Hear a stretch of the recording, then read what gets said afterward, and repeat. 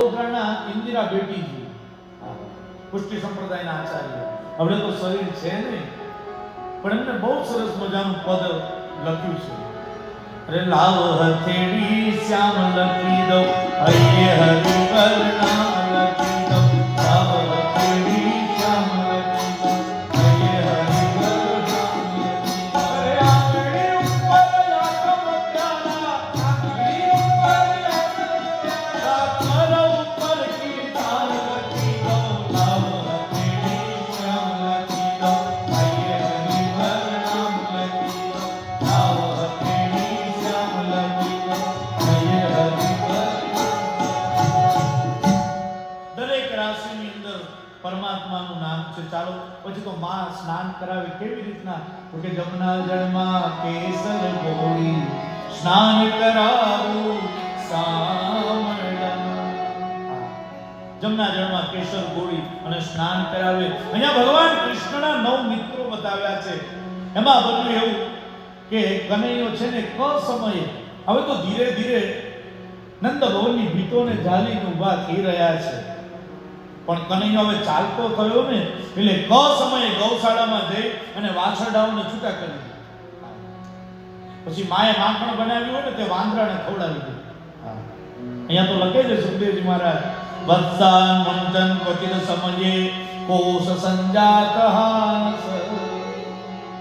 હવે તો ગોપીજનોને વ્યસન થઈ ગયેલું હોય કે યમુનાજીએ પાણી ભરવા માટે જાય ને તો કનૈયાને થોડોક સમય રમાડે અને પછી યમુનાજીએ પાણી ભરવા માટે જાય. કનૈયાને એવું કહે કે જો કનૈયા, તારા માટે છે ને ઘૂઘરા બનાવ્યા છે, જલેબી બનાવી છે, તું મારે ત્યાં આરોગવા આવજે ને. કનૈયા આરોગવા માટે તો જાય, પણ કરે શું? તો કે એ આયુ કન્યાઓ એવું કહે કે કનૈયા, જો તું અમારી અગાડી નૃત્ય કરીશ ને તો તને સરસ મજાની છાશ પીવા આપશું. અને છાશ પીવા માટે સ્વયં કનૈયો છે ને આહિર કન્યાઓની સામે નૃત્ય કરે. હા, પણ છાશ પીધા પછી કનૈયો કરે શું? તો કે ગોપીજનનું નાનું સરખું બાળક ખોયામાં સૂતું હોય ને ત્યાં જઈને બાળકને ચૂંટી ભરે અને રડાવે, અને પછી એમ ગોપીજનને દૂર જઈને અંગૂઠો બતાવે કે લે. હા, ગોપીજનો છે ને તે દૂધના માટ લઈને જતા હોય ને, પછી વૃક્ષના ઓથે ઉભો રહી અને માટ તોડી નાખે એટલે ગોપીજન પર બધું દૂધ ઢોળાય. જ્યારે દૂધ ઢોળાય ને પછી કનૈયો બોલે શું? બોલે પયસ્નાનમ સમર્પયામિ. ગોપીને એવું કે હવે તું દૂધથી સ્નાન કર, તારી સ્કિન ફેર થાય, ફેર એન્ડ લવલી લગાડવી પડે નહીં. હા, આવું કરે છતાંય કનૈયો બધાને વાલો લાગે. એટલે સ્વાધ્યાયનું બહુ સરસ ભાવ ગીત, એ મને લાગે છે વાલો યશોદાનો દાયો, માધવ મત વાલો મત વાલો મત વાલો રે માધવ વાલો મત વાલો. જન્મ માતયો તોય કિલ કોરયો, જન્મ માતયો તોય કિલ કોરયો.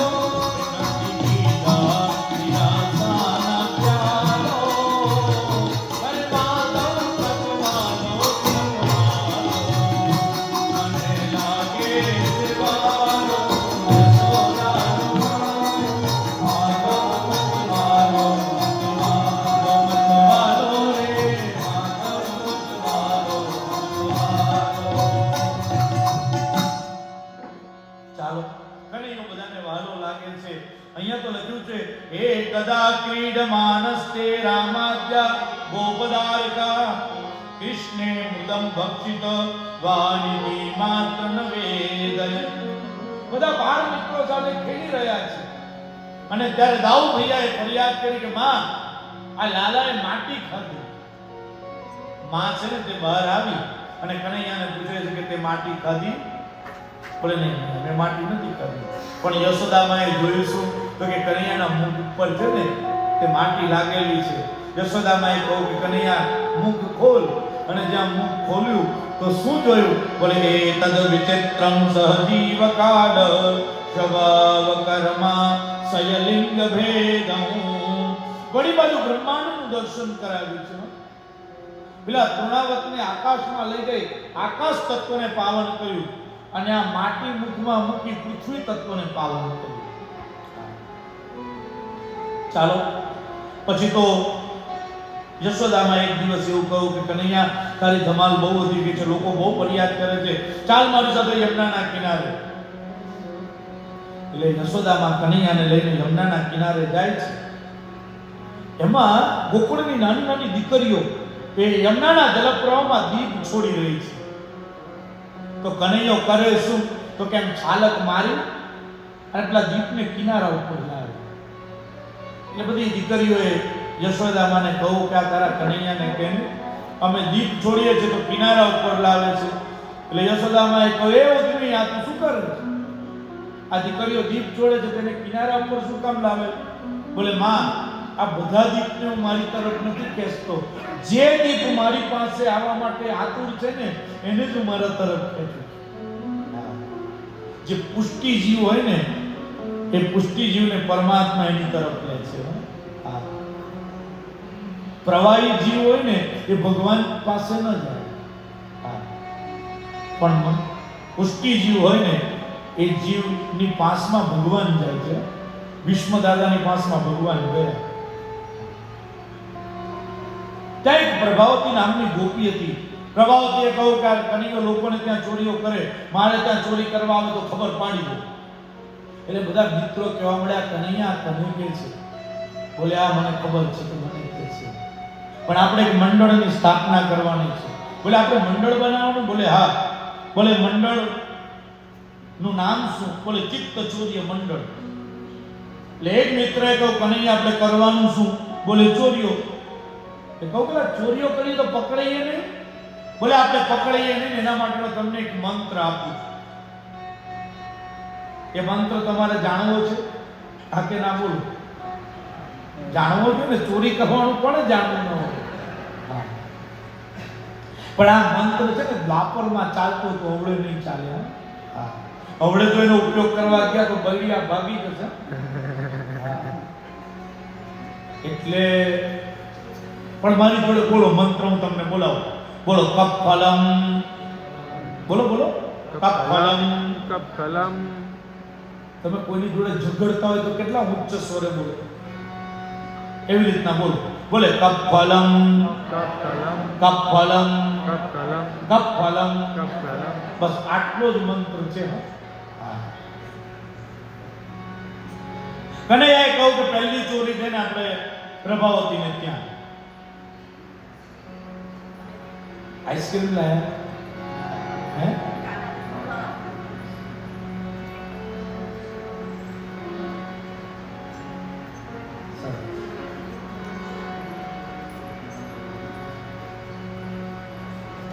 બીજે દિવસે સૂર્યોદય થયો. જ્યાં ઘડિયાળમાં 11:30 પોણા 12 થયા ને એટલે નંદ બાબાએ કહ્યું કે દાઉ કૃષ્ણ ચાલો ભોજન કરી લો. ભોજન કરીને કહ્યું કે બહુ ગરમી છે, સૂઈ જાઓ. સુવા તો પડ્યા, પણ નંદ બાબા જ્યાં સૂઈ ગયા ને ત્યાં કનૈયા ધીરા પગલે જાગ્યો અને પછી દાઉ ભૈયાને કહે છે કે ચલો મેરે પીછે. બોલે કા મેં જ્યાં લે જાઉં વહાં. બધા મિત્રો એક ઠેકાણે ભેગા થયા. પ્રભાવતીનું ઘર છે ને યમુનાના કિનારા ઉપર. અને પ્રભાવતી બહુ હોશિયાર હતી. પ્રભાવતી છે ને અંદરથી દરવાજો બંધ કરી દીધો. પણ આ તો કનૈયો ને, કનૈયો ઉપર ચડ્યો અને જે બધા નળિયા હતા તે દૂર કરી ધીરે ધીરે નીચે ઉતર્યો અને અંદરથી દરવાજો ખોલી નાખ્યો. દરવાજો ખોલી નાખ્યો એટલે બધા મિત્રો હતા, તોષ, પ્રતોષ, સંતોષ, શ્રીદામ, શ્રીભદ્ર, આ બધા મિત્રો આવતા હતા. એમાં એક સુદામ કરીને માથે બોડ્યો અને એટલો બધો ઊંચો, આપણા જૂનાગઢમાં તો એવો છે જ. હા, એટલો ઊંચો. તે પેલી પ્રભાવતી સૂતી હતી ને તે ત્યાં જઈને જોવા મળ્યો કે જાગે છે કે સૂઈ ગઈ છે. એટલે કનૈયાએ કહ્યું હે ચાલ્યો ચાલ્યો. હવે પ્રભાવતીએ કરેલું શું તો કે માખણના જે માટ હતા ને તે પાણીના ત્રાટ ભરી દીધેલા ને એમાં માટ મૂકેલા કે જે ઉતારવા જાય તો પાણી છલકાય ને મને ખબર પડે. પણ આ તો કનૈયો કમળની સોટકીઓ મંગાવી અને બધું પાણી એમ શોષી લીધું. અને હવે માટ ઉતારવાના છે. સૌથી નીચે 5, એની ઉપર 4, એની ઉપર 3, એની ઉપર 2 અને સૌથી ઉપર કનૈયો ગોવિંદા આલા રે આ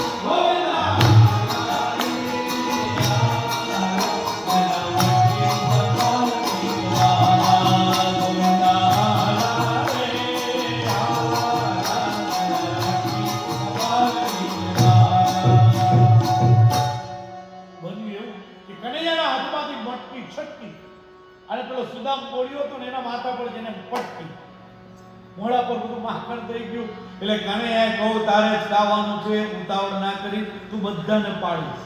વારા પરથી બધી માઠ ઉતાર્યા છે. કનૈયાએ કહું કે ચાલો હવે આપણે બટર પાર્ટી કરીએ. અને બટર પાર્ટી કરી રહ્યા છે ત્યાં કનૈયાને વિચાર આવ્યો કે મેં રામા અવતારની અંદર વાનરોને બહુ ભૂખ્યા રાખ્યા છે, લાવ થોડું વાનરોને માખણ ખવડાવો.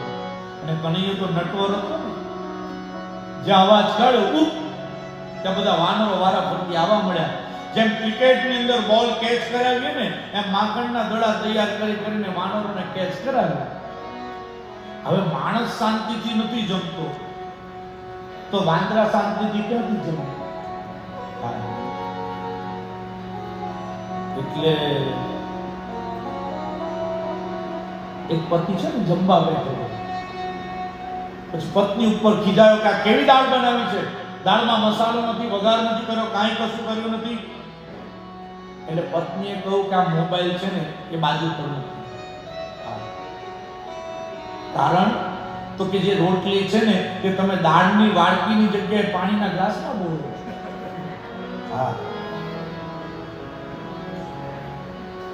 એટલે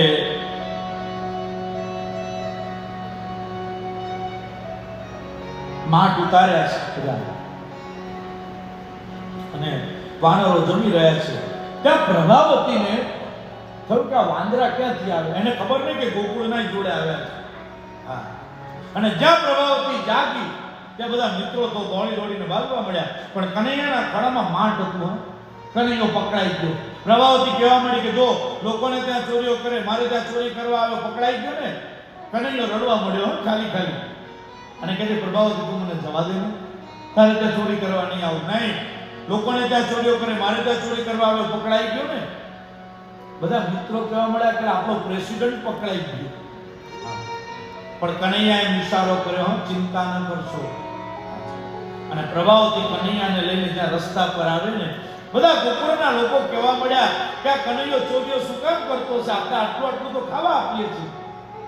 અને આખું જુલુસ એ નંદ ભવનના ચોકમાં પહોંચ્યું અને યશોદા માને ફરિયાદ કરે છે, અરે શું કહીએ યશોદા માડી, કાનાના લખણ ભારી, મારી માડી સામડિયો તારો શોભ છે.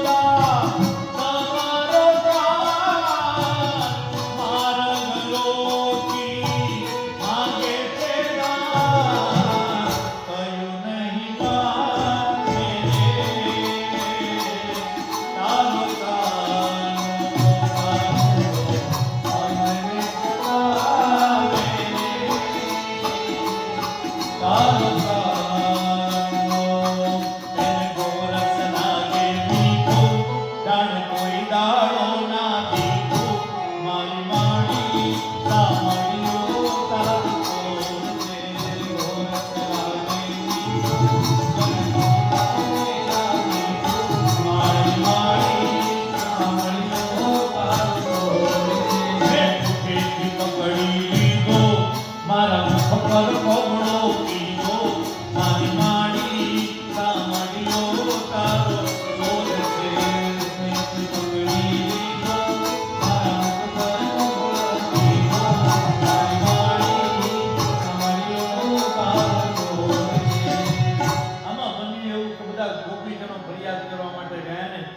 યશોદામાએ કહું કે તમે કોની ફરિયાદ કરો? મારો કનૈયો તો કારનો સૂતો છે. એટલે એક ગોપીજન જોવા ગયા તો કનૈયો ગજગજાટ કર્યો. હા, એટલે પ્રભાવતીને થોડુંક હું કોને પકડીને લઈ આવ્યો. એમાં બનેલું એવું કવિ લખે છે કે હું પકડીને અહીંયા લાવી મારા વરની બાય જલાવી. એમાં પ્રભાવતી છે ને તે કનૈયાને એમ લઈને જતી હતી ને તે કનૈયાએ પ્રભાવતીના હાથમાં એમ ચૂંટી ભરી. એટલે પ્રભાવતીનો હાથ હલ્યો, કનૈયાએ હાથ હટાવી લીધો અને એના ઘરવાળા ચાલતા હતા એનો હાથ પકડાવી દીધો. હા, અને એના ઘરવાળાને એવું લાગ્યું કે જાણે ચાંદનીમાં અમે ફરવા નીકળ્યા. હા, પણ આવું કરે છતાંય કનૈયો બધાને વાલો લાગે છે. ચાલો પછી તો યશોદામાં પોતે જ અભિમંથન કરી રહ્યા છે ને ત્યારે કેવા લાગે છે તો કે ક્ષોમમ વાસકૃતપતિ તને વિભ્રતિ સૂત્રનદવમ. કોઈ મહેનતનું કામ કરવાનું હોય અને આપણે રેશમી વસ્ત્ર બાંધીએ ને એવી રીતના યશોદામાએ રેશમી વસ્ત્ર બાંધ્યું છે, હાથમાં વેણી છે, માથામાં વેણી છે અને સરસ મજાનું વલોણું કરી રહ્યા છે. પણ વલોણું કરતા કરતા શું કરી રહ્યા છે તો કે પોતાના લાલાના ગુણ ગાઈ રહ્યા છે.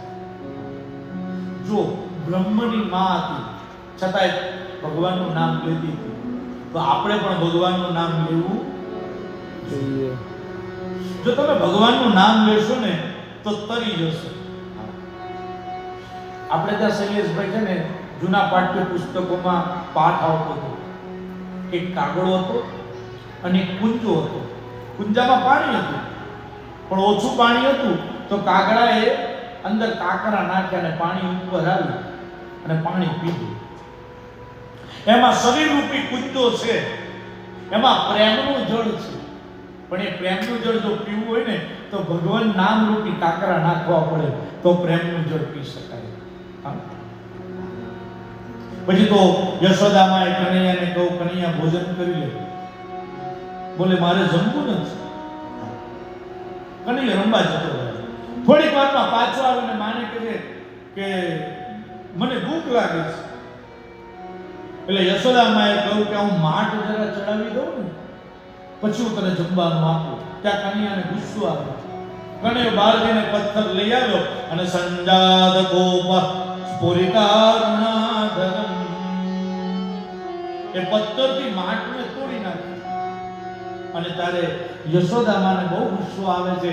યશોદામા હાથમાં લાકડી લઈ અને કનૈયાને પકડવા દોડે છે, પણ કનૈયો પકડાતો નથી. એનું કારણ એક જ છે કે હાથમાં લાકડી છે અને લાકડી અહંકારનું પ્રતીક છે.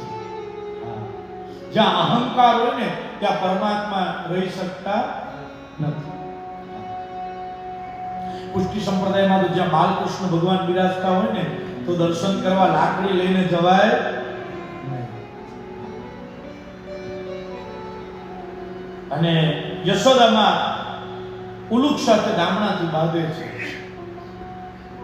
બાંધવા જાય બે આંગળ ઓછું પડે, વળી પાછું દામણા બાંધે, વળી પાછું બાંધવા જાય, વળી પાછું બે આંગળ તૂટે. બન્યું એવું કે માનો ભાવ જોઈને ભગવાન બંધાયા અને એટલે ભગવાન બન્યા. શ્રી દામોદર ભગવાન કી જય. તમારા બધાની જય બોલવા પરથી એવું લાગે છે કે મારી ઘડિયાળમાં 12:15 થયા છે. બોલે શ્રી દામોદર ભગવાન કી જય.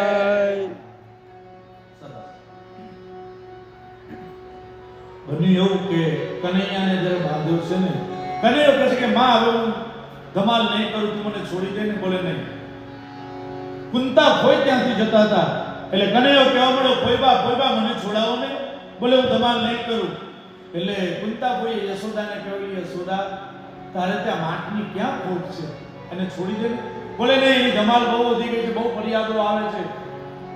બન્યું એવું કે યશોદામાં તો ગયા પણ કનૈયો છે ને પેલા ઉલુકને ખસેડતા ખસેડતા નંદભવનના ચોકમાં બે અર્જુન વૃક્ષો હતા.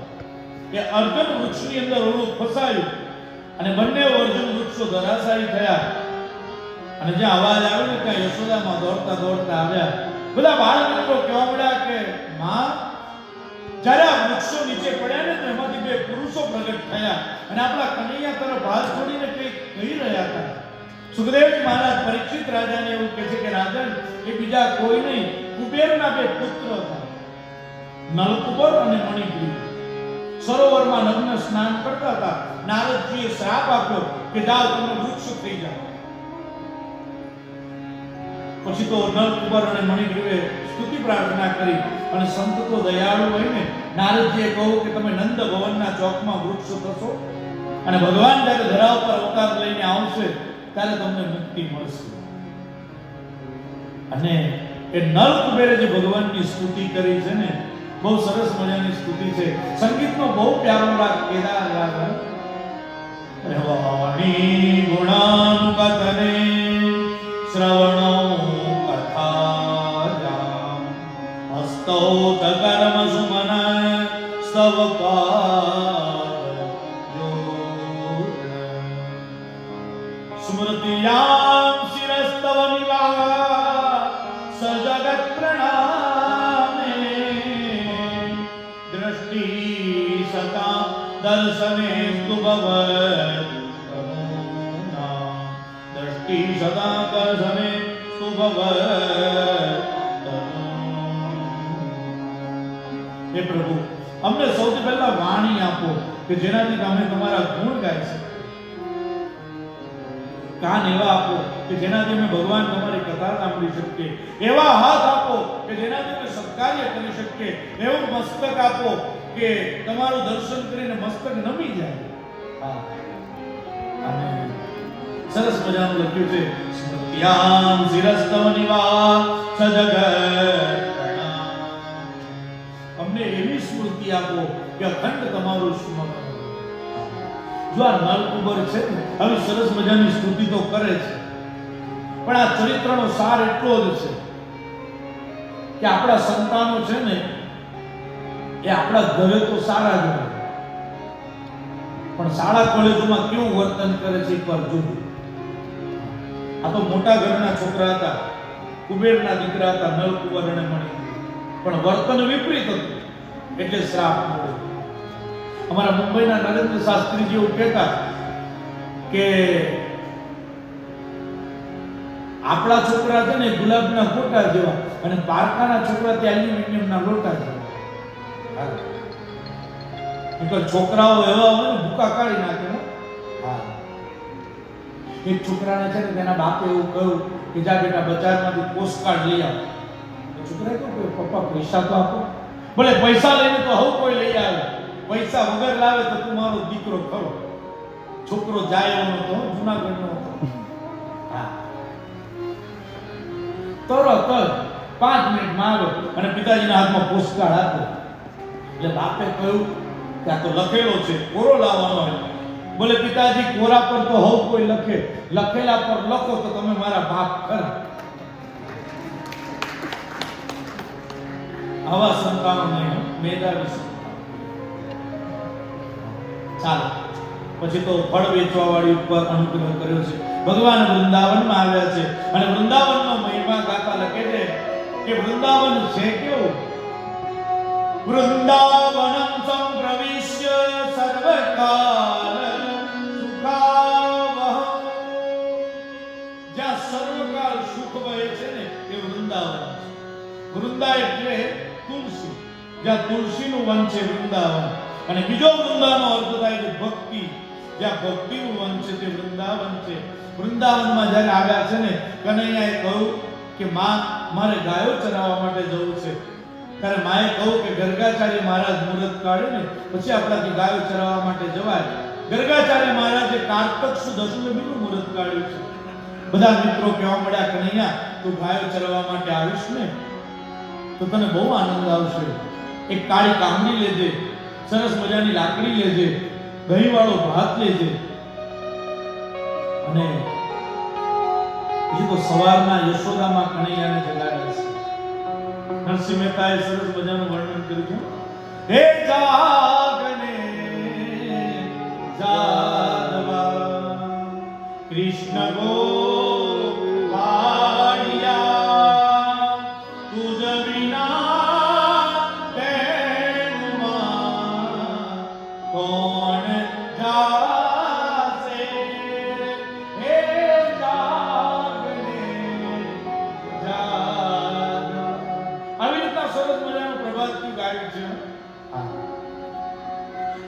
જાગ્યો, પછી તો સ્નાન કરાવ્યું, ગાયની પૂજા કરાવી, સગન કરાવ્યા. ઘણીઓ ગાયો ચરાવવા માટે જાય ને એના ઉપર પણ આપણે ત્યાં પદો છે. અરે છોટી છોટી ગૈયા, છોટે છોટે ગ્વાલ, છોટી છોટી ગૈયા.